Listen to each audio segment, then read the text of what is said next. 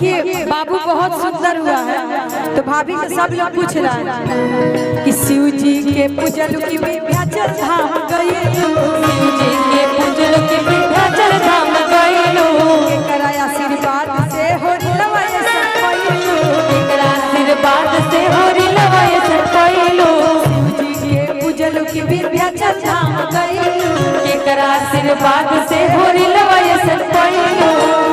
थोड़ा सा धीरे कि मुहे अंगूर चुसाना बिछौने पमुताना जियते रहो, मुहे अंगूर चुसाना बिछौने पमुताना जियते रहो।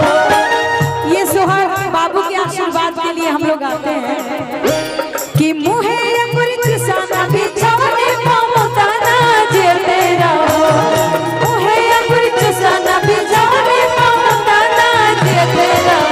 भौजी तोड़ दूध पिया नाचियते रहो, भौजी तोड़ दूध पिया नाचियते रहो, भौजी तोड़ दूध पिया नाचियते रहो, भौजी तोड़ दूध पिया नाचियते रहो, भौजी तोड़ दूध पिया नाचियते रहो, भौजी तोड़ दूध पिया नाचियते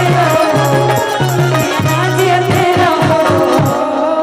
और भैया शांत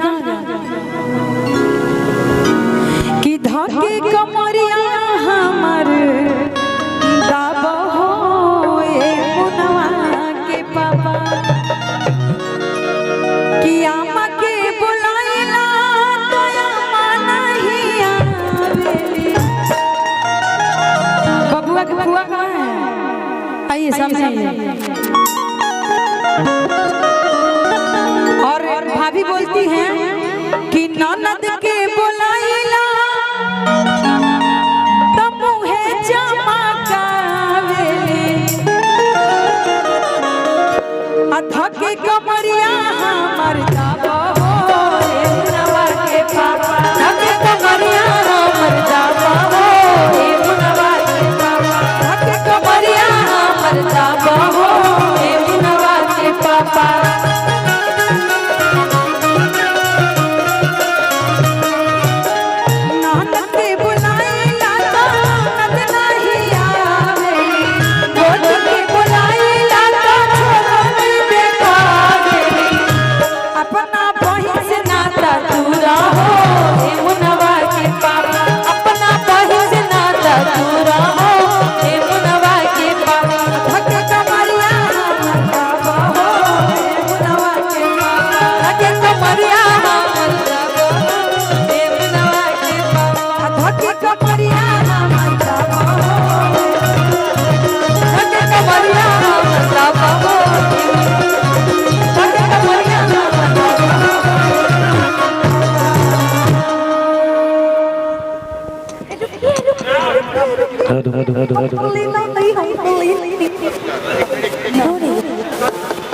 हेलो हेलो, अच्छा बढ़िया लगा तो एक बार ताली बजा के आशीर्वाद आप